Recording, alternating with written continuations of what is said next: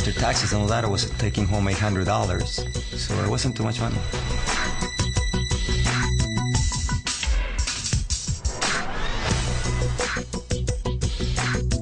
Well, I used to be a dental hygienist up in Canada, and I hated that job. You know, I cleaning other people's dirty teeth all day.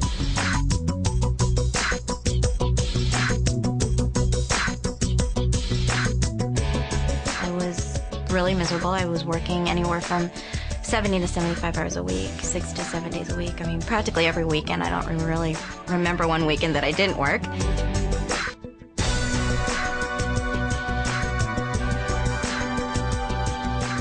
I couldn't just quit what I was doing and stay home with my son as I wanted to. Literally, someone else was raising our child. And, and it wasn't with our principles and our morals, and, that's no way to raise children.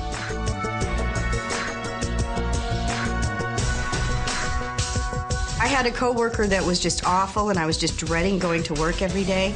The place I was living in, I'm telling you, it was a shoebox. I was managing a store. I had a lot of nice suits in the closet, no money in the bank. And as I looked 5 years down the road, everything looked pretty much the same. We got to a point where I just said, there's got to be a better way.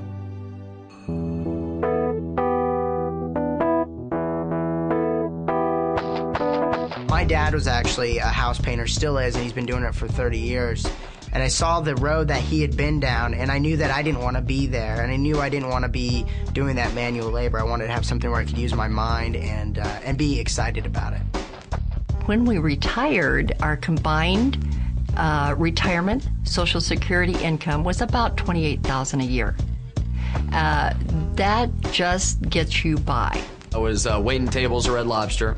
I had just failed out of college, and I was so broke, I was literally riding a bicycle to and from my job.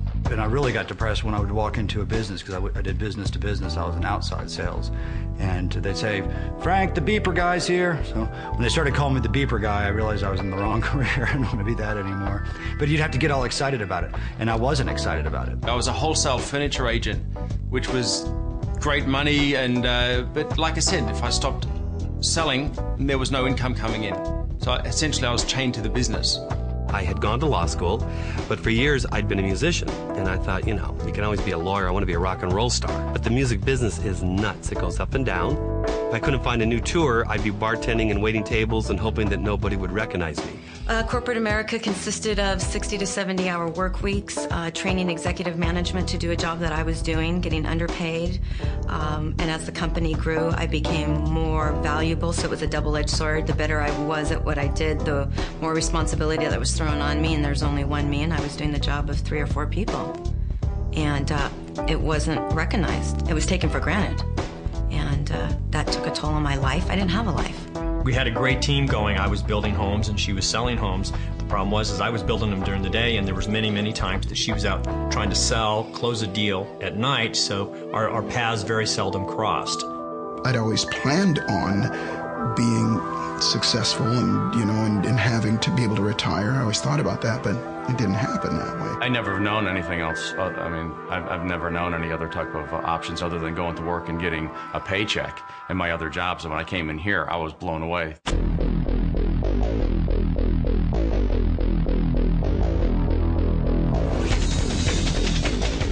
Cowabunga.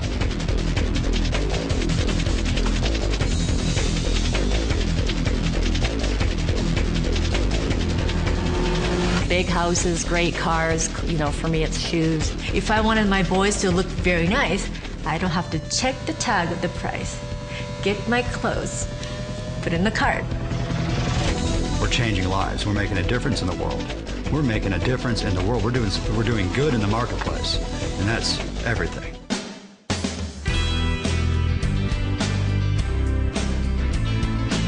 A lot of ways to make money, but there's not many ways you can really be proud about the way that you make money and affect so many people in such a positive way. When I got started, I was definitely looking to make money.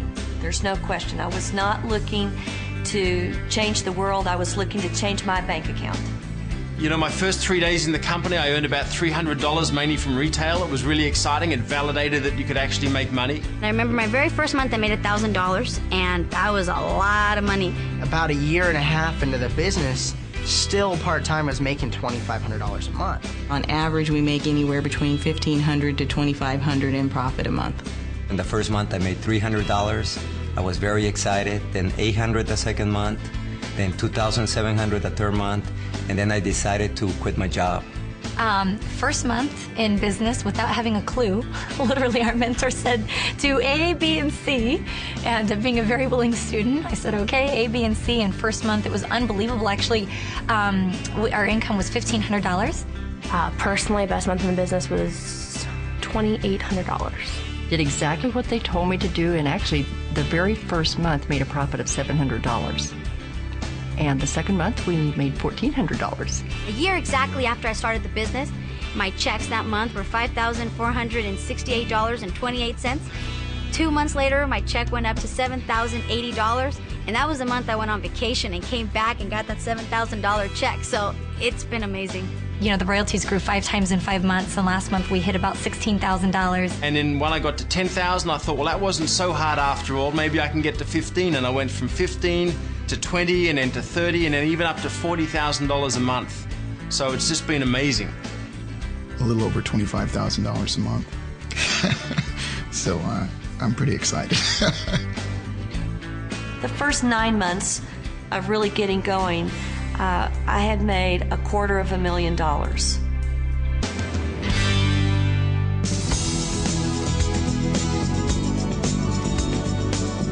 Everything already is really in place. We teach people exactly what to do, step by step. So it's not like traditional business where you're going to have to come up with the marketing plan, you're going to have to come up with the product line, you're going to have to figure out the manufacturing. None of that. It's literally, here's step number 1, here's step number 2, here's step number 3.